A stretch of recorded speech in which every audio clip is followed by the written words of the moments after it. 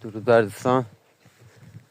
واقعا هر جا میری یه تیکیو میبینی رو به رو اونور. برای چی نمیدونم این علفای خشک آتیش میزنن. این گونا، این بوتایی که طی سالا به عمل اومده از بین رفته. با این وضعیت خشکی و بیابی معلوم نیست دوباره احیا بشن یا نه. این حجم از نفهمی واقعا درک نمیشه. فقط بهره برداری یاد گرفتن خیلیا. پدر طبیعت رو در آوردن با این نفهمیشون. چه آشغال ریختن، چه اینجور حرکتایی که آدم میره میبینه یه محدودی رو سوزوندن. نمیتونه طبیعی باشه. خواهشاً هوای طبیعت رو داشته باشیم.